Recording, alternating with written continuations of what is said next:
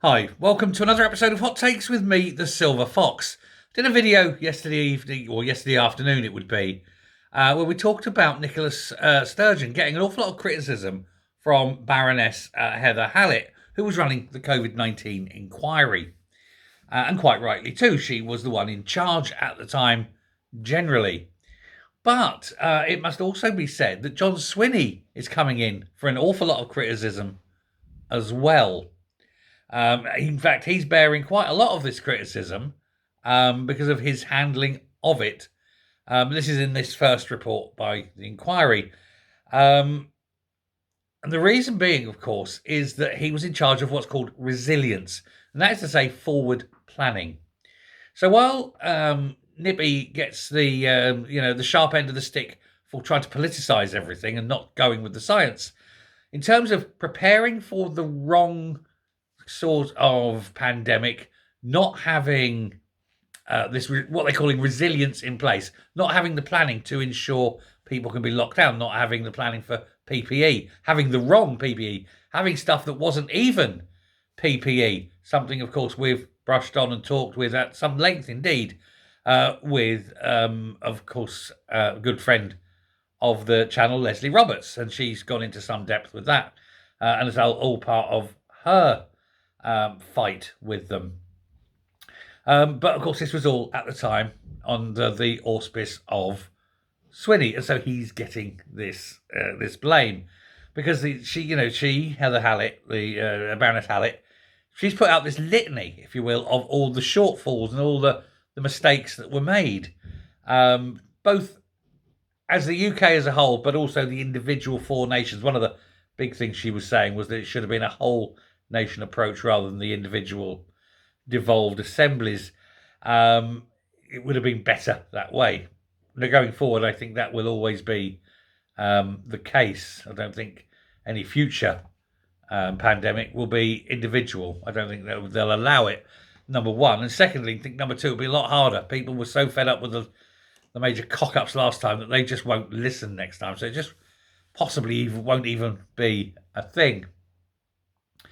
But this report has been released, 217 pages, quite an extensive report. But it points out that Swinney, who was the Deputy First Minister between November 14 and December 23, and then he semi-retired until just recently, of course, would have been responsible for this, like I say, the preparedness, if you will, of the pandemic planning.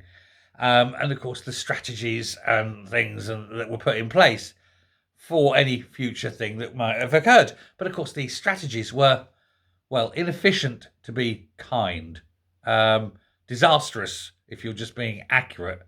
And it was disorganized. It was never thought about. It was never put in place. It was never taken seriously. Departments were ill-advised. There was never any sort of collusion between health, the Treasury, social care, things like that. All these things, nobody that went and the police and social cohesion, things like that. None of these things were put in place. It was his job to do it. There was all this confusion. They had a chief medical officer who wasn't an epidemiologist; he was a dentist. They refused to listen to real scientists who worked in that field because those scientists weren't telling them what they wanted to hear. They were telling them what they needed to know, which is not entirely the same thing. And Swinney made these decisions. He commissioned a thing called the Scottish Risk Assessment. And this was a huge report thing. It was all this, that, and the other, and that. And then they went through it with a fine-tooth comb and took out a lot of things that they just felt were difficult. They did one publication of this in 2018. It was riddled with inaccuracies, riddled with bad science, riddled with things that would actually cause more harm than good. Because that's how they intended it to be. They didn't want it to be a comprehensive guide on how to help things. It was meant to be a useful means to fulfill a political end and using any pandemic as a hammer in which to hammer the Scots. No more or less than Edward I, to be honest. This was the Edward I doctrine, I think, but writ large in this health and safety assessment, which was neither healthy nor safe. There's an irony.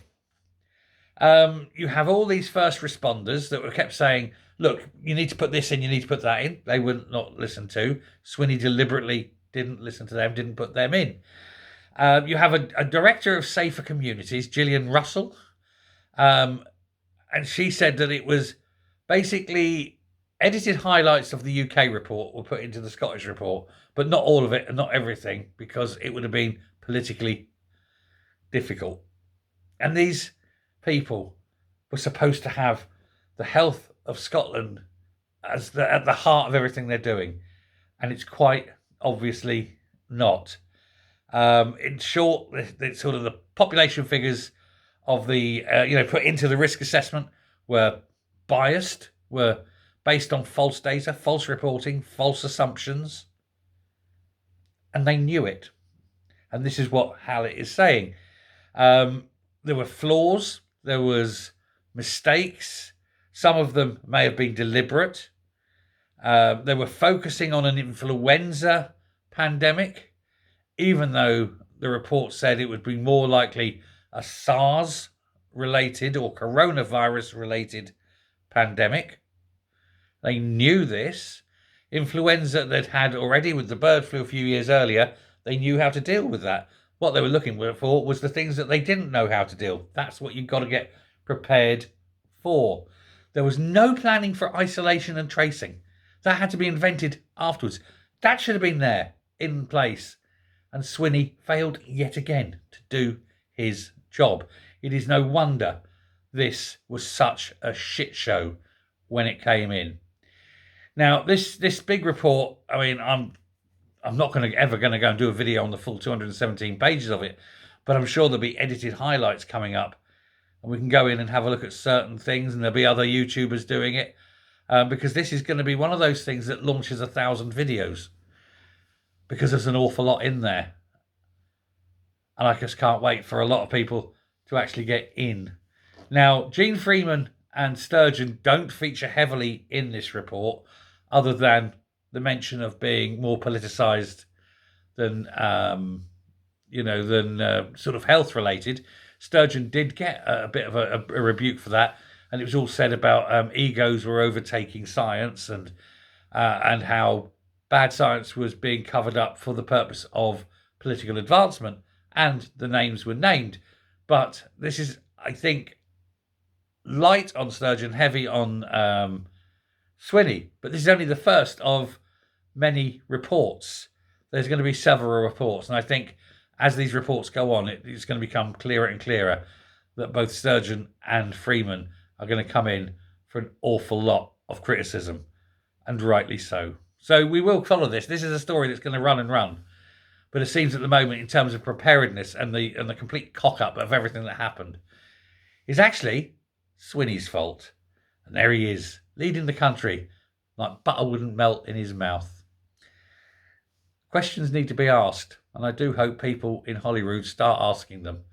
Thanks very much. Bye.